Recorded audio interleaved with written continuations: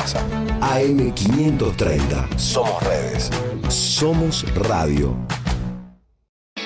En AM530 pasan muchas cosas. Y todo lo que pasa está en la red. Somos Radio AM530 en Twitter. Entérate de lo que pasa. AM530. Somos redes. Somos radio. En AM530 pasan muchas cosas. Y todo lo que pasa está en la red. Somos Radio AM530 en YouTube. Entérate de lo que pasa. AM530. Somos redes. Somos radio. Deja tu mensaje en nuestra línea de oyentes de WhatsApp. 11 3200 0530. La lucha política en cualquier país de Latinoamérica es todos los días y todas las horas y todos los minutos. Buscamos informar, escuchar, debatir, pensar, para acercarnos entre todos a la realidad. AM530 Somos Radio. Buscamos la verdad siempre.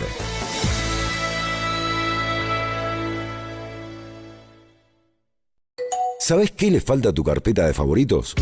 AM530 Somos. Y subirle el volumen a lo que se quiere callar. AM530 Somos Radio. Buscamos la verdad siempre.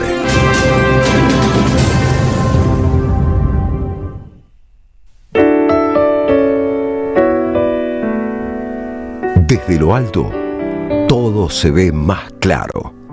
El cohete a la luna. La realidad que existe más allá de las pantallas. Con Horacio Berbisky, Marcelo Figueras, Julia Estrada, Ricardo Orozkin y Luciana Bertoia. El cohete a la luna.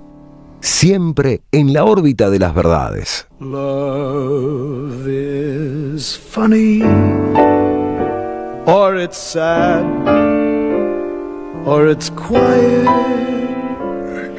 Muy buen día para todos, para todas. Bienvenidos, bienvenidas a otra edición del Cohete a la Luna Radio, acá en la radio de EVE, en la radio de las madres. Buen día, Horacio Berbisky. Buen día. Buen día, Luciana Bertoia. Muy buen día. Buen día, Ricardo Aronskin. Buen día. En las últimas semanas, por esas vueltas de la vida, he estado rescatando algunas canciones de María Elena Walsh, de las canciones para adultos, claramente, del repertorio para adultos. Pero Horacio, digo, quizás en un gesto de reverencia hacia el país jardín de infantes en el que estamos viviendo, se fue al repertorio infantil. Digo, ¿por qué el reino del revés, Horacio? Bueno, antes de convertirse en la mano derecha de la ministra de Inseguridad, Patio Bullrich, Carlos Manfroni era columnista en el mensuario surrealista Cabildo. Y en una de sus columnas sostuvo, y esto es literal, el rock es anticristiano y transmite mensajes satánicos que pueden escucharse cuando se pasan al revés, como dice María Elena Walsh, ciertas canciones. Y pone como ejemplo Congratulations de Pink Floyd. Y dice, el mensaje secreto del diablo dice, comunícate con el viejo. Bueno, por eso el reino al revés. Se ve pero que tiene la máquina para pasarlo. Para pasar a... Sí. Bueno, los DJ tienen esa posibilidad en las bandejas. Ahora, si ese interesantísimo método Manfroni se aplicara al candidato que Donald Trump propuso como embajador en la Argentina, Peter Lamelas, su apellido al revés diría exactamente, sale mal. Será un mensaje satánico. Por lo pronto arrancó mal. La MOC narra. Si el Congreso de su país aprobara la designación, al financiamiento de cuya campaña de Trump el postulante contribuyó con $500,000, el paso siguiente sería la solicitud del Placet al gobierno argentino de los hermanos Milei. El interbloque peronista solicitó que no le fuera concedido. Uno de sus miembros propuso que fuera declarado persona non grata y un par de gobernadores anunciaron que no lo recibirán, porque en su mensaje él dijo que se iba a reunir con todos. Iba a visitar todas las Y provincias. le molestaba un poco el federalismo, ¿no? Muchísimo. En cambio, el vocero de Adorno respondió que se trataba de una opinión personal de quien aún no era embajador. Yo te quería consultar por las recientes declaraciones de Peter Lamelas, el próximo embajador de Estados Unidos en Argentina, designado por Donald Trump, que en su discurso de presentación dijo que uno de sus principales desafíos a resolver es la autonomía que tienen las provincias argentinas para negociar con países como China, a la que calificó como una presencia maligna en la región, además de apoyar a Javier Milei en las próximas elecciones y asegurar que Cristina Kirchner reciba la justicia que se merece. Primero yo te quería preguntar cuál es la postura del gobierno frente a estas declaraciones, si esto cambia en algo la relación del gobierno con China y si no consideran que esto es una intromisión en la política interna argentina, como denunciaron algunos gobernadores esta semana. Bueno, a ver, las palabras a las que haces referencia corren por cuenta de quien en principio sería el futuro embajador. No tenemos nada para decir, es su opinión y bueno, y en tal caso tendrán que preguntarle a él. No tenemos nada para decir con respecto a eso. ¿Consideran que es una intromisión en la política argentina que un embajador... Bueno, no es embajador. Está por serlo. Está bien, pero no lo es.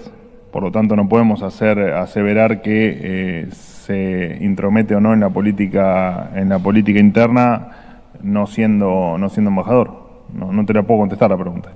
De todas maneras, corre por cuenta de él, digo. Y más allá de eso, el gobierno defiende la autonomía de las provincias para negociar con... Es constitucional, claro. ¿Cómo no va a defender la autonomía de las provincias? Por supuesto. Perfecto, gracias. Y a la pregunta si interfiere en la relación con China, claramente no, digo, ¿no? Te repito, es la opinión de él, que hoy todavía no es embajador. Es el mismo criterio así que usan con Milei cuando tuitea fuera del horario laboral, ¿no? Digo, no es embajador todavía, no, en esa hora no es presidente. Qué bárbaro, tío. ¿Qué nivel?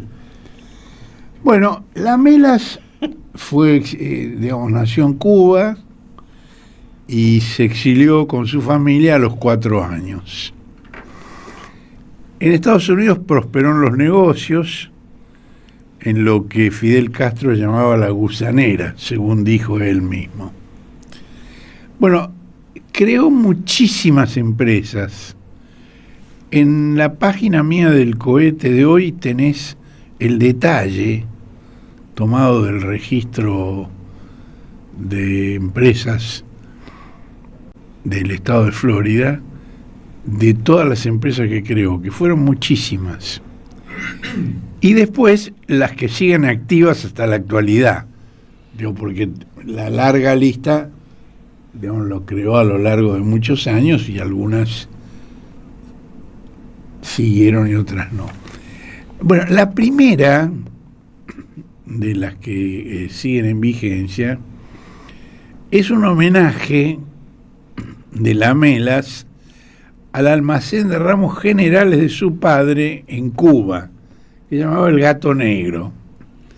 Y hoy el hijo produce cigarros de esa marca con tabaco proveniente de Nicaragua.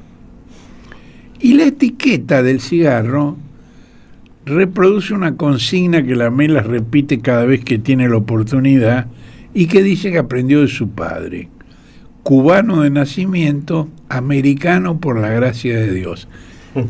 Quiere decir estadounidense, ¿no? Él dice americano. Hay un documento oficial que distribuyó la Comisión de Relaciones Exteriores del Senado de Estados Unidos y también hay una filmación de la audiencia, que fue el martes 22 de julio. En la página del cohete encontrás el documento completo. Si entendés inglés o te ayuda el doctor Google, verás que no dice nada que no se venga escuchando desde hace 8 años. Por ejemplo, ambos países comparten estrechos vínculos económicos, políticos y culturales.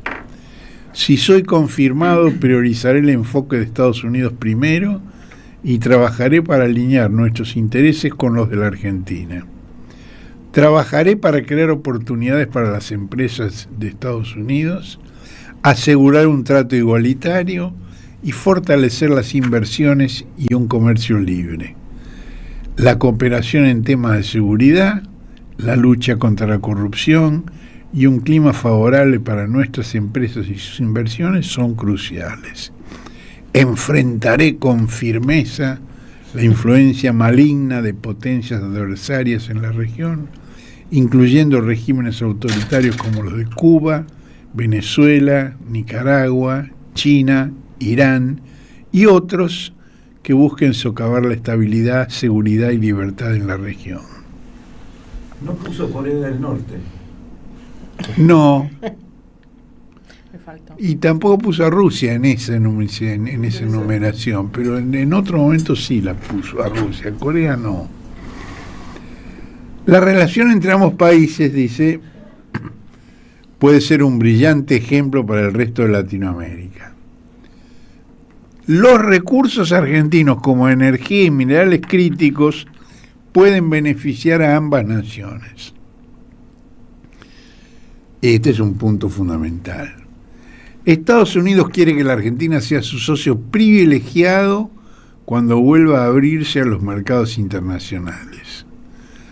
Reducir barreras comerciales y asegurar la transparencia del mercado está en nuestro interés estratégico.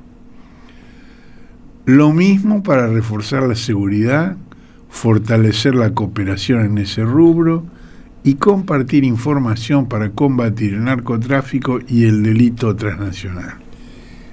¿Hay algo que no hayan escuchado previamente ustedes en todo esto? Las novedades, que las hubo, estuvieron en el tramo de las preguntas de los senadores y la respuesta del candidato, que contestó sin la neutralidad y sin la cautela que se supone en un embajador. No fue espontáneo, porque lo asusó para ello el senador Ted Cruz, que es uno de los miembros del lobby latino. Ese Ted Cruz no es de la Florida, es de Texas. Y según el propio Lamela, le hizo un caluroso agradecimiento porque Cruz fue el primero que reclamó sanciones de Estados Unidos contra Cristina Fernández de Kirchner, acusándola de corrupción. El secretario de Estado de Biden, Anthony Blinken, no hizo nada al respecto, pero su sucesor, Marco Rubio, que Rubio sí es de la Florida, firmó la prohibición de ingreso al país extensiva a los hijos de la presidenta, de la expresidenta. Lamela agregó que la prisión domiciliaria se debe a un favoritismo político y que trabajaría para que Cristina reciba el castigo que se merece. Se comprometió a apoyar a Milei en las elecciones de medio término y a lograr su reelección. Y además señaló que hay que vigilar al kirchnerismo, que está a la izquierda del peronismo. También atacó, como anticipaba Luciana, el carácter federal de la Constitución argentina, al calificar como un problema. Dijo, es un problema, el problema es... Después se corrigió y dijo, bueno, la situación, pero empezó diciendo, el problema es que en la Argentina existen 23 gobernadores y que cada uno de ellos está habilitado para negociar con China, y China podría ser una fuente de corrupción. Y anunció que para impedirlo iba a visitar cada una de las 23 provincias. Bueno, hay que restarle ya 3 o 4 cuyos gobernadores dijeron que no se te ocurra venir por aquí. Hubo una respuesta de Cristina en las redes antisociales que dijo, ayer vimos y escuchamos a Mr. Lamelas, el candidato de Trump para ocupar el cargo de embajador de Estados Unidos en nuestro país, diciendo que va a venir a la Argentina a vigilar a los gobernadores, a frenar acuerdos con China, y para que a nadie le quede en duda de por qué estoy presa, asegurarse de que Cristina reciba la justicia que merece. ¡Qué nivel de obsesión, bro! Como si no tuviéramos un poder judicial suficientemente teledirigido, nos mandan un nuevo fiscal plenipotenciario directamente de mar a lago. Lo único que le faltó decir fue que iba a designar tribunales él mismo. Ni Monroe se animó a tanto. Mientras tanto, Trump, sigue Cristina, que asumió la presidencia de Estados Unidos con 24 cargos criminales, no termina de cumplir su promesa de revelar los nombres de la lista de Epstein en las causas sobre pedofilia, corrupción de menores y abusos sexuales. Ni el sistema judicial de Estados Unidos investiga el fortuito suicidio de Epstein. Primero deberían limpiar su casa antes de opinar sobre la nuestra. Bueno, después de esta declaración de Cristina hubo novedades en la causa en Estados Unidos, porque apareció un hermano de Epstein que concedió una entrevista a un diario de Italia. Y ahí el hermano de Epstein dijo que él estuvo con los médicos que hicieron la autopsia de su hermano, los nombra, dice fulana de tal, sutano de cual, y que dijeron que no podían asegurar que haya sido un suicidio, que no había elementos como para asegurar que fue un suicidio. Recuerdan que Epstein apareció ahorcado en la cárcel. Cárcel de alta seguridad, donde lo controlaban todo el tiempo, lo vigilaban todo el tiempo, y sin embargo apareció colgado ahí. Parece una comisaría del conurbano. Parece. No hay grandes diferencias. Y que después apareció otro funcionario, o funcionaria, no me acuerdo, lo leí en inglés, entonces... Funcionaria. Sí, la procuradora, la attorney... La attorney general. Sí. Que dijo que fue un suicidio. Y el hermano de Epstein dice, pero no explicó por qué, de dónde sale eso, porque además ella no asistió a la autopsia.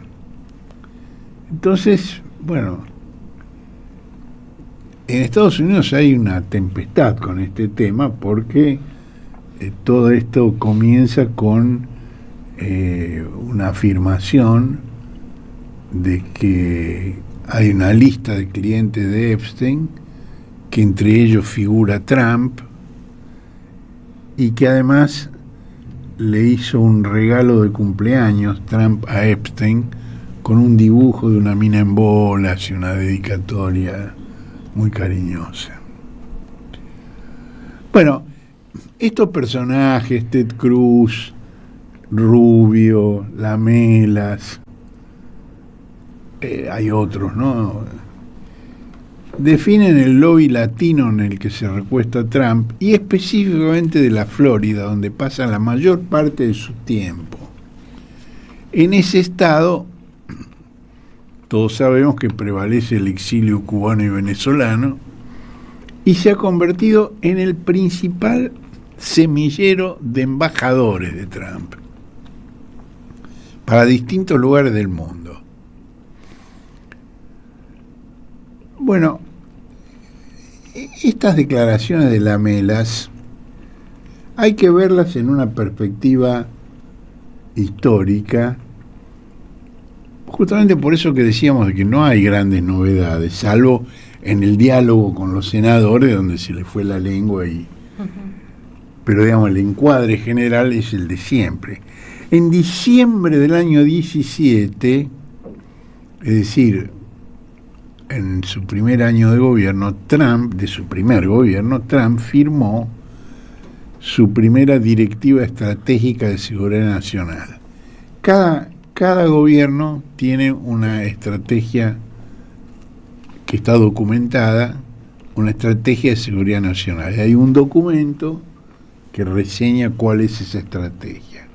Bueno, hasta el momento que asumió Trump, el tema era el terrorismo, el narcotráfico, el populismo.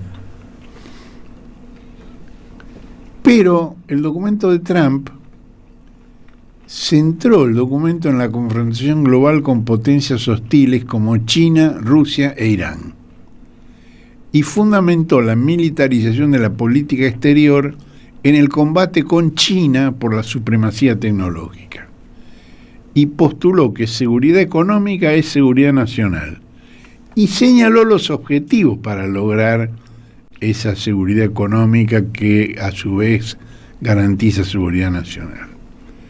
Y planteó 4 puntos. Uno es rejuvenecer la economía doméstica, es decir, el mercado interno. Otro es ser líder en investigación, tecnología, invención e innovación. La tercera es promover y proteger nuestra base de seguridad nacional en innovación contra la penetración de competidores con China. Y la cuarta es afirmar el predominio estratégico, energético. Y para cada objetivo se fijaron diversas prioridades. Una de esas prioridades fue ocuparse de los anacrónicos gobiernos izquierdistas autoritarios de Venezuela y Cuba, citado textualmente. Y afirma que China busca atraer a la región a su órbita mediante inversiones y créditos estatales para expandir sus vínculos militares y la venta de armas en la región. La tercera prioridad fue combatir la corrupción en el extranjero, apuntándoles a los funcionarios extranjeros corruptos y trabajando con los países para que mejoren su capacidad de enfrentar la corrupción, de modo que las empresas de los Estados Unidos puedan competir en forma limpia en un entorno de negocios transparente. Parece que estuviera hablando Lamelas. Tuvo algún éxito en la primera y la última prioridad, pero quedó lejos en la competencia por la innovación tecnológica con China. Y es muy importante ubicar cronológicamente las cosas que van ocurriendo para entenderlas mejor. Al mes siguiente de la directiva de Trump, el periodista de La Nación en Buenos Aires, Diego Cabot, recibió los cuadernos Fénix, escritos por el suboficial de ingenieros del ejército Oscar Centeno y enmendados por el suboficial de la Policía Federal Jorge José Basigalupo. Sobre la base de esos cuadernos, el fiscal Carlos Stornelli y el juez Claudio Bonadío llegaron al procesamiento de 159 empresarios y exfuncionarios en la causa más escandalosa de la historia judicial argentina. El otro instrumento que emplearon el fiscal y el juez fue la ley del arrepentido. El fiscal les decía qué tenían que declarar para no ser detenidos. Y esa ley del arrepentido fue sancionada a instancias de la Embajada de Estados Unidos y fue redactada por Gil Lavedra, por Ricardo Gil Lavedra. Como embajador en la Argentina, Trump designó al juez tejano Edward Prado en aquel momento. Las audiencias de confirmación en el Congreso de Estados Unidos o las declaraciones de postura de establecimiento, de declaración de cuál es la posición que se va a seguir, tanto por parte de diplomáticos como de militares, es muy interesante porque ahí dicen lo que después callan, lo que en el país al que van prefieren que no se difunda. Cada vez más difícil porque, bueno, esas cosas se publican en internet y habemos algunos obsesivos que buscamos el texto completo, que lo leemos y que te contamos a vos qué dicen. Bueno, Prado dijo que trabajaría con los abogados y los jueces de la Argentina, que ya había trabajado con las fuerzas de seguridad para apoyar a las contrapantes de la Argentina en su lucha contra el delito y que se comprometía a generar capacidad dentro de la policía de la Argentina para promover la seguridad en un aliado regional vital. Y ratificó el apoyo a las fuerzas militares de la Argentina dada la amenaza del terrorismo. Por si faltara algo, expresó el propósito de aumentar las oportunidades para las empresas de Estados Unidos en Argentina y dijo que apoyaría las investigaciones por el atentado a la DAIA y la muerte del fiscal Natalio Nisman. Es la Mela que habla. Es lo que han venido haciendo. Fijaron la hoja de ruta y la cumplieron. Y esto se remonta incluso a gobiernos anteriores, porque un cuarto de siglo antes, Bill Clinton había designado como embajador en Colombia a Miles Frechette. Miles Frechette fue director de la Sociedad de las Américas, de American Society, y uno de los redactores del famoso documento de Santa Fe, que modeló en la década del 80 la política de Reagan hacia la región, que fue una política que yo no sé cuánta gente sabe o se acuerda, que fue salpicada por accidentes aéreos en los que murieron o sufrieron graves heridas los líderes populistas Omar Torrijos en Panamá, Jaime Roldós en Ecuador, el comandante en jefe del ejército de Perú, Rafael Hoyos Rubio, y el candidato a la vicepresidencia de Bolivia, Jaime Paz Zamora. Todos ellos dentro de la definición norteamericana de populismo radical.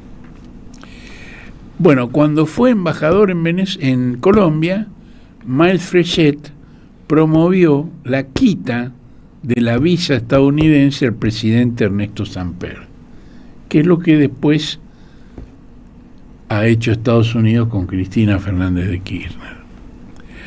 Ahora, las diferencias entre Trump y Biden, que lo sucedió en el gobierno, son muy, muy claras. Pero la directiva de seguridad nacional que firmó Biden en octubre del 2022 mantuvo como máxima prioridad la confrontación geopolítica con China y Rusia y el fortalecimiento y la modernización de sus Fuerzas Armadas. Pero Biden contradijo a Trump al abandonar el unilateralismo y enfatizar la construcción de coaliciones con aliados y socios.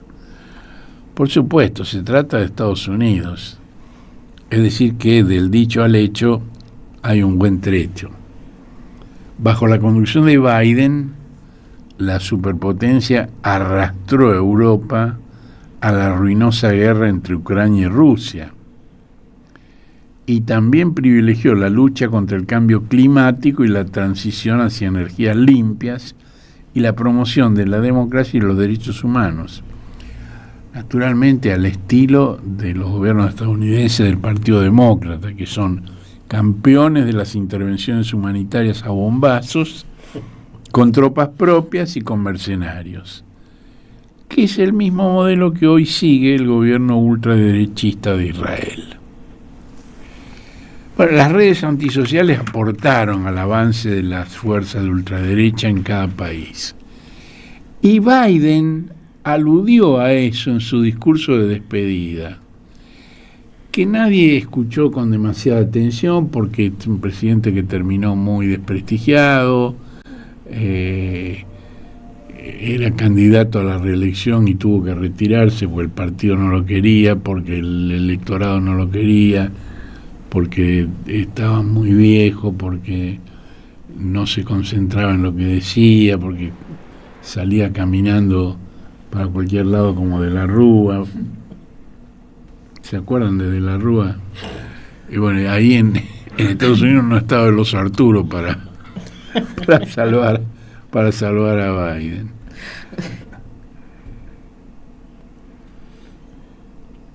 Bueno, en ese discurso de despedida, Biden alertó sobre los riesgos de una nueva oligarquía y del complejo tecnológico industrial. Es un discurso que rememora de alguna manera el discurso de despedida de Eisenhower, en la década del 50, donde advirtió sobre el complejo militar industrial. Bueno, Biden de alguna manera repite esa alerta, esa advertencia, pero ya se trata de una nueva oligarquía y del complejo tecnológico industrial. Bueno, al mismo tiempo está la idea de primero Estados Unidos, que explica la voluntad manifiesta de Trump, ya en su segunda presidencia, para hacerse del control del Canal de Panamá, que desde 1977 está en manos del gobierno panameño, con el argumento que los chinos construyeron un puerto a cada lado de la vía, y también de Groenlandia, que tiene enormes recursos naturales y además una ubicación estratégica como tapón del acceso a la América del Norte para rusos y chinos. Lamelas acaba de hacer explícito que esa apetencia se extiende a la Antártida y al Estrecho de Magallanes, que el Estrecho de Magallanes es el paso alternativo a Panamá para la comunicación entre los océanos Atlántico y Pacífico, de ahí su importancia. Ahora, el interés por el litio, el petróleo y los alimentos que produce la Argentina ya había sido expuesto por el embajador de Biden, Mark Stanley, el que regalaba los termos de su nombre, que no los producía él, pero como se llamaban igual que él. A cada lado iba con un termo. Le dejó uno a Grabois, que es muy tomador de maíz. Grabois dijo que se lo iba a donar a no sé a qué organización revolucionaria.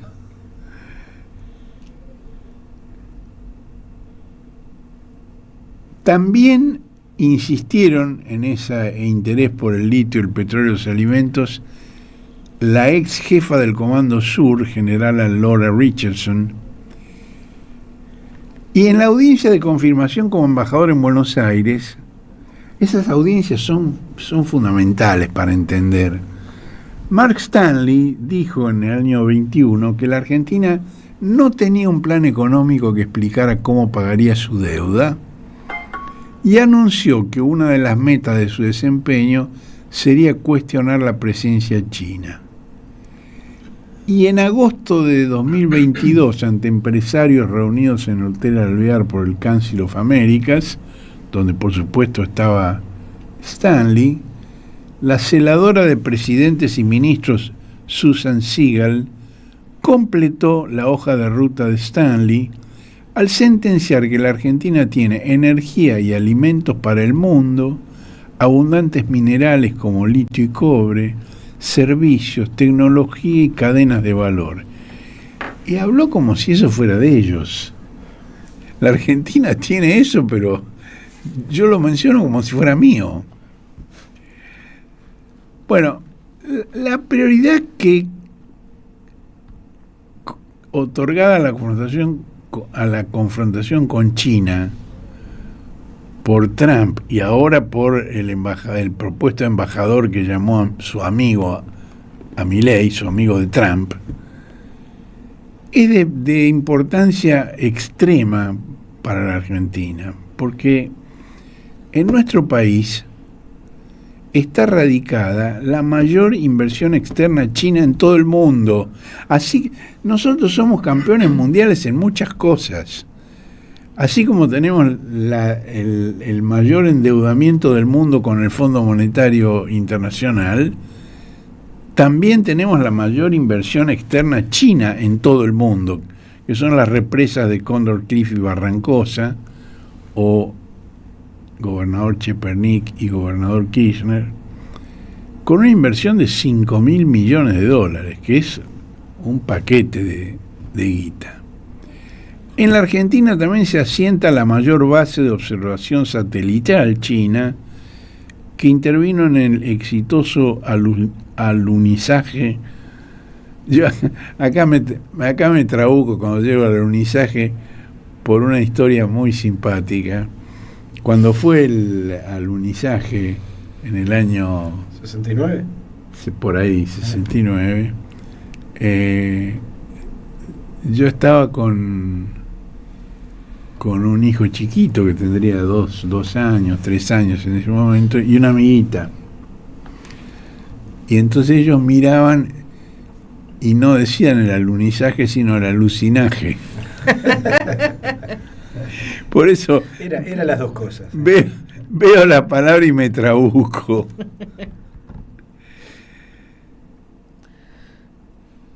Bueno, la petrolera estatal China National Offshore Oil Corporation es una de las concesionarias de áreas en Vaca Muerta asociada con British Petroleum y Pan American.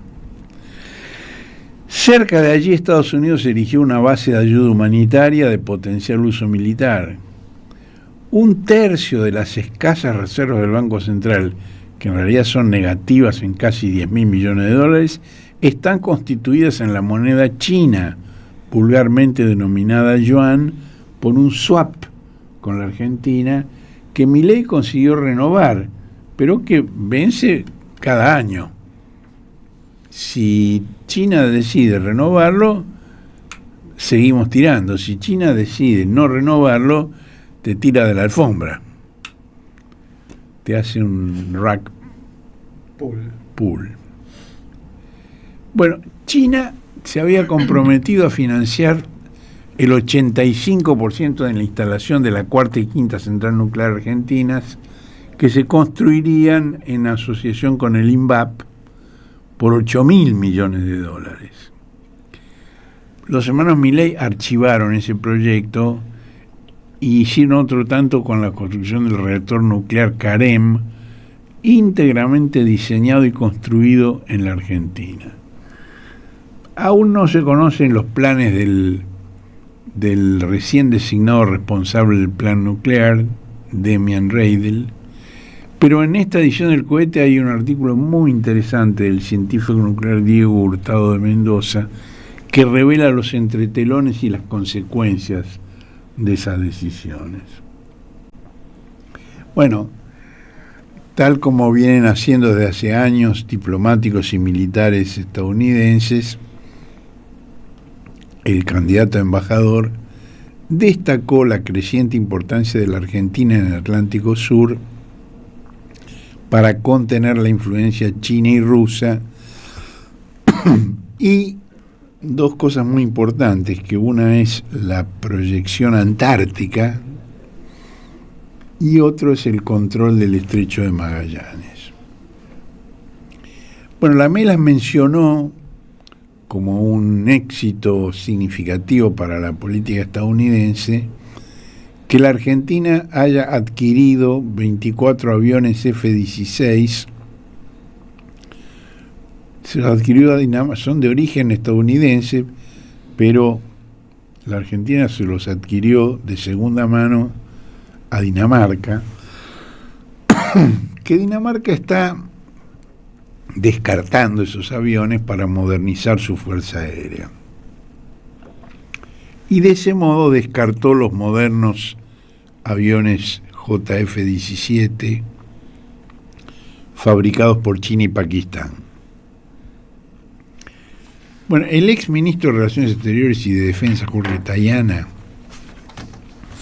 precisó que se trata de máquinas construidas hace 40 años.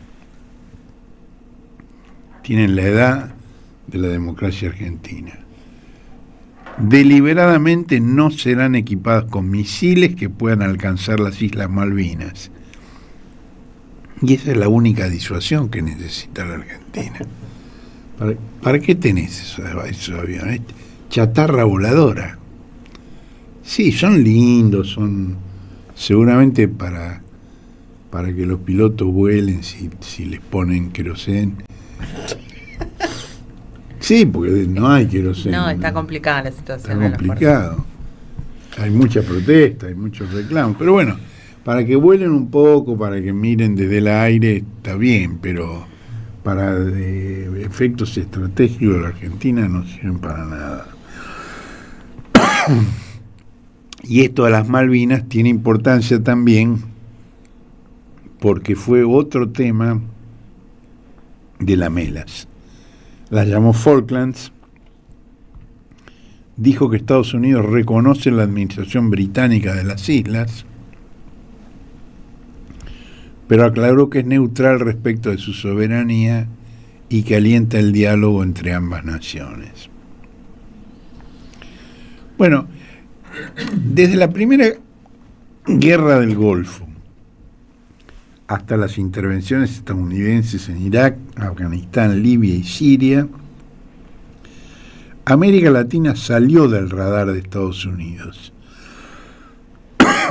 Pero con Trump regresan la advocación del gran garrote de Theodore Roosevelt y la doctrina Monroe. Lamelas repitió que Milley era el primer presidente libertario, que en un año bajó la inflación del 300 al 30%, con un crecimiento del producto del 5%. Y dijo, podemos aprender de Milley y él de nosotros. Y destacó que con Vaca Muerta, la Argentina posee la tercera reserva mundial de gas y de petróleo no convencional y sin embargo importe hidrocarburos y que Estados Unidos puede vendérselos en lugar de que se le adquieran a Bolivia. ¿Qué radiografía, qué descripción? Tenés una de las reservas más grandes del mundo, pero importás. Esa es la Argentina. Pero dijo que además Estados Unidos tiene la tecnología para la solución de largo plazo que necesita la Argentina. Es decir, nos necesitan a nosotros, tenemos la guita, tenemos la tecnología, ustedes lo único que tienen es el petróleo y el gas, pero no lo saben usar, no son deficitarios. Eso no lo dijo tan explícitamente, pero está ahí clarísimo, ¿no? Bueno, hace 3 años, al exponer ante la Comisión de Fuerzas Armadas de la Cámara de Diputados de su país, la generala Richardson destacó la importancia económica de los proyectos de China en el área de responsabilidad asignada al Comando Sur. Ellos lo llaman hemisferio occidental. En un periodo de 5 años, dijo, la República Popular firmó compromisos de inversión por $72.000 millones, mientras el cuerpo de ingenieros con el que contaba Richardson solo disponía para el mismo lapso $250 millones. 72.000 contra 250, casi 300 veces de diferencia. Por eso, agregó Richardson, el Comando Sur pone el acento en la historia y los valores compartidos como la democracia. Es decir, Estados Unidos pretende que la Argentina se aleje de China. Lamelas dijo paso a paso. Parece... ¿Cómo se llamaba el técnico? Mostaza Merlo. Lamelas es también como Mostaza Merlo. Ahora, pretende que se aleje de China, pero a cambio de ¿qué? De lisonjas y de galanterías, porque mosca no hay. No mencionó la condescendencia de su país hacia la Argentina en el Fondo Monetario, pero no era necesario, porque ese es el pincel del que está colgado Milley. Luego de la revisión que acaba de completar el staff técnico del fondo, falta la aprobación del directorio, donde Estados Unidos tiene la voz cantante. El sucesor de Richardson en el Comando Sur es el almirante de piel marrón Alvin Halsey, que asumió el cargo hace 8 meses y ya visitó 2 veces la Patagonia. Es interesante esto que pasa en Estados Unidos. Tenemos en esta edición del Cohete una nota sobre la posibilidad de la penetración de la ultraderecha en un contexto multirracial, es decir, que haya distintas etnicidades alineadas con posiciones de ultraderecha. Ahora vos tenés, acá tenemos una foto bellísima donde el secretario de Defensa de Estados Unidos le entrega el banderín del Comando Sur al almirante Halsey mientras observa Laura Richardson. Ahora, Laura Richardson es mina, es una mujer, es la primera vez que una mujer llega a esa posición. Y tanto el almirante como el ministro de Defensa tienen la piel marrón. Es decir, esta cosa de la diversidad multirracial, que ya se había visto con Bush hijo, donde Condoleezza. los cargos más importantes eran Condoleezza Rice y el general Powell. ¿Ustedes saben por qué se llama Condoleezza? No me acuerdo. Los padres tenían un gusto muy musical y entonces la quisieron anotar como Condolcezza, que es la notación en la ópera italiana, un tramo dulce, Condolcezza, pero anotaron mal y pusieron Condoleezza. Qué chambones, ¿no? Bueno, Milei se ilusiona con que su rendición incondicional a los deseos de Trump, aún en temas que contradicen políticas tradicionales de la Argentina de hace más de un siglo, podría conducir al emplazamiento de una bandera azul y blanca en las islas arrebatadas por Gran Bretaña. La consiguiente negociación de soberanía sería el establecimiento de una base estadounidense donde ahora están los ingleses. Eso es parte de lo que Milei conversó hace 13 meses con Richardson, cuando viajó de madrugada a Ushuaia disfrazado de militar para que una banda de la Armada Argentina maltratara el himno nacional de Estados Unidos. Son pequeñas revanchas, ¿no? Yo también te puedo hacer una cosa horrible, escuchá esto. Y empieza la banda con el himno norteamericano. Bueno, a Halsey, al menos Milei lo recibió en horario de oficina en su despacho presidencial. Ahora, el ministro de Defensa, Luis Petri, suprimió por una simple resolución el cuerpo legal, constitucional y convencional que prohíbe a las Fuerzas Armadas la detención de civiles, lo que provocó un extenso malestar en las filas. De esto testimonia una publicación pro-castrense que se llama Zona Militar, que comentó esta decisión de Petri diciendo que constituye la bananerización de la defensa nacional. El país bananero, la bananerización. Bueno, hoy, domingo, llega a Buenos Aires Kristi Noem, que es la ministra de Seguridad Nacional de Trump, cuya principal ocupación es la cacería, arresto y expulsión de inmigrantes, política que Estados Unidos quiere extender a toda la región y a la cual es muy receptiva la Argentina, que también está planteando expulsión de inmigrantes. Si bien lo que hace Trump es unas 1000 o 2000 veces peor que lo que está haciendo la Argentina, hay un eco de una política en la otra.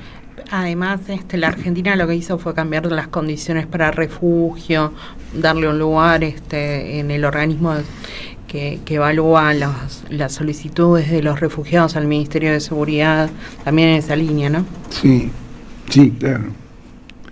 Bueno, hace 21 años yo tuve la oportunidad de discutir esas propuestas del Comando Sur con el jefe del Comando Sur, el general James Hill, y con el responsable del Pentágono para Sudamérica, Roger Pardo Maurer. Pardo Maurer era un centroamericano estadounidense que, bueno, el año pasado se ahogó en Costa Rica. se salió a nadar y se ahogó. Bueno, yo tuve un debate con ellos en un canal de televisión de Miami para un programa que se transmitía a toda la región. Y el general Hill defendió el proyecto de volver a utilizar a los militares latinoamericanos como instrumento de control social sobre una región que, según declaraciones del propio Hill al Congreso de Estados Unidos, proveía 1/3 del petróleo que importaba Estados Unidos, es decir, más que todos los países de Medio Oriente juntos. Implicaba un intercambio comercial equivalente al que Estados Unidos tenía con toda Europa y preveía que en 2010 superaría al de Estados Unidos, al que Estados Unidos tendría entonces con Europa y Japón juntos. Y el Comando Sur ya agitaba en América Latina la amenaza de los demagogos populistas, entre quienes se englobaba Kirchner, Chávez y Lula. En una audiencia legislativa, Hill intentó asimilar el fantasma del populismo radical en América Latina con el terrorismo, el narcotráfico, la criminalidad organizada, el lavado de dinero, las pandillas urbanas, es decir, una amenaza a la seguridad de Estados Unidos, frente a la cual trataba de profundizar el nexo con los militares al margen de los gobiernos y de las instituciones políticas del sistema interamericano como la OEA. Bueno, el general Hill era mucho más sutil y bastante mayor que Pardo Maurer. Pardo Maurer era muy joven en ese momento. Y Hill reconoció la hipersensibilidad argentina y chilena a raíz de las dictaduras padecidas. Y ante la ausencia de conflictos limítrofes entre naciones y el simultáneo incremento del delito, propuso reentrenar a varios miles de militares para que se integraran a la policía. Es decir, dos manos simultáneas. Por un lado, la presión para que los militares intervengan directamente en la seguridad interior. Y por otro lado, la propuesta de sacar un montón de militares de las Fuerzas Armadas y entrenarlos para que sean policías. Elegí la que más te gusta. Esto es lo que decía el general Hill. Bueno, Macri comenzó a hacerlo poco después. Es decir, buena parte de la policía de la ciudad de Buenos Aires son militares que fueron reentrenados para eso. Con suerte discutible, han matado bastante gente por la espalda, que es una práctica más militar que policial, ¿no? Bueno, la exposición de Lamelas en Washington se completó con los reclamos que esta semana formuló en Buenos Aires la Cámara de Comercio de Estados Unidos, la AmCham, que planteó eliminar las restricciones cambiarias para girar dividendos, es decir, levantar el cepo, porque Milei se jacta de levantar el cepo, pero eso es para las personas físicas, para las personas humanas, no para las empresas. Y las empresas quieren que le levanten el cepo para poder girar dividendos. Quieren avanzar en las reformas laboral e impositiva y quieren garantizar con acuerdos políticos e instrumentos legales las garantías institucionales para que nunca más retornen las políticas regulatorias. Es decir, no solo quieren hacer esto, quieren garantizar que no haya marcha atrás, que esto quede para siempre. Es gente muy lúcida, ¿no? Digo, lamentablemente tenemos enfrente, no son niños de pecho, ¿no? Hay un ex ministro de Macri, que se llama Dante Sica, que estimó que con las políticas de Milei hacia el 2033 la Argentina va a exportar por valor de 128 mil millones de dólares anuales, es decir, 50% más que el año pasado. Y publica, tiene una consultora que se llama ABCB, que publica un detalle de cuál sería el origen de esas exportaciones. De agroindustria serían 43.000, de gas y petróleo 36.000, de biotecnología e inteligencia artificial 33.000 millones, y de minería de cobre y litio 16.000 millones, en total 128.000.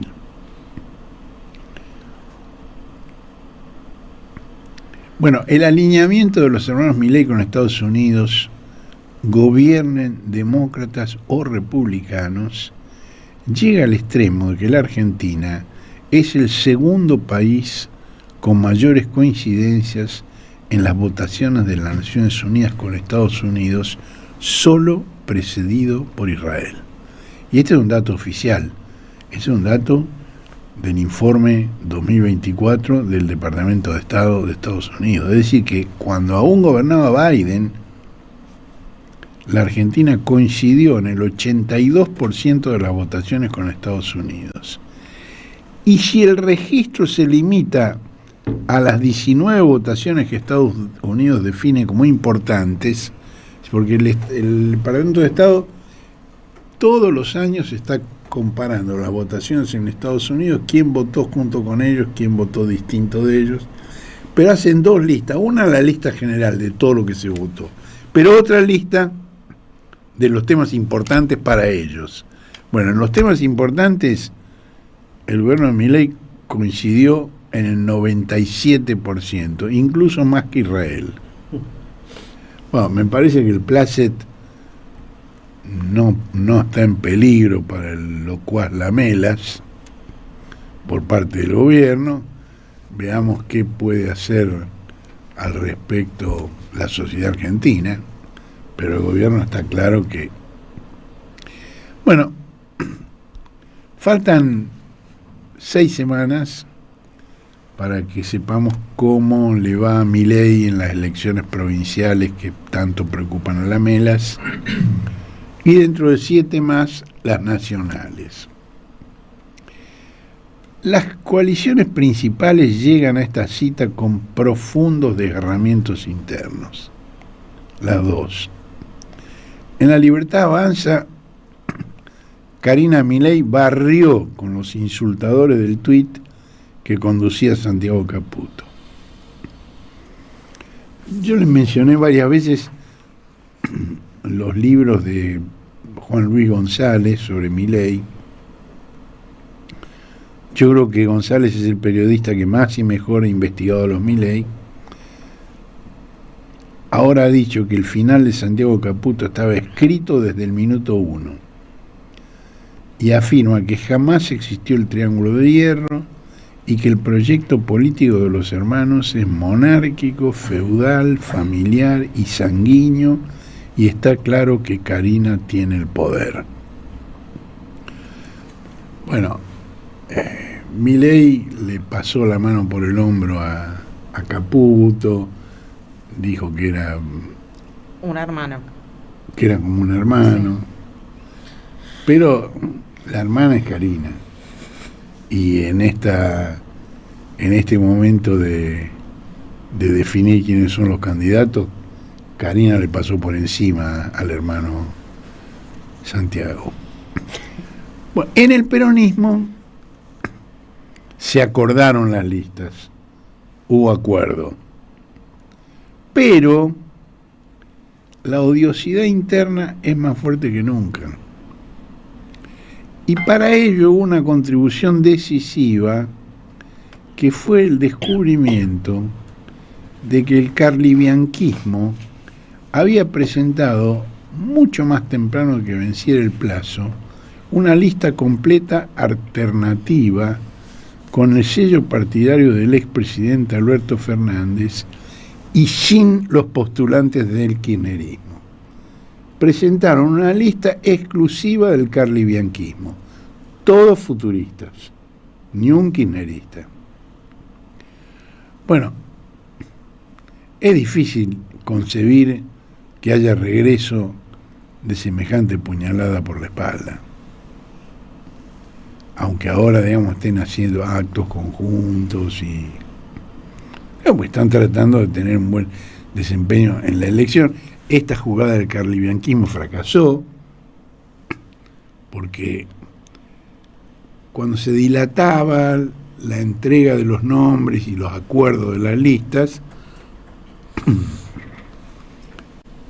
y ya faltaban un par de horas para que venciera el plazo, los kirchneristas dijeron, pero ¿por qué estos tipos están demorando? Es decir, el carlevianquismo estaba demorando, dilatando con excusas, y entonces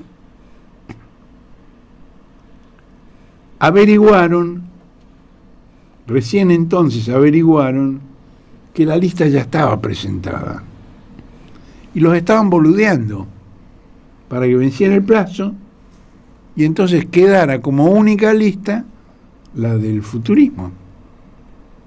Bueno, esto lo descubrieron. Ahora, yo digo, es cierto que Cristina dice que en política los insultos prescriben a los 6 meses, pero a mí me parece que esto no es un insulto, esto es una puñalada por la espalda. Bueno, en todo caso, tanto en el gobierno como en la oposición, todo dependerá de cómo les vaya a los centenados de la Zarina y a los futuristas en esa elección. Preocupados como el futuro embajador Lamelas por ese kirchnerismo más a la izquierda.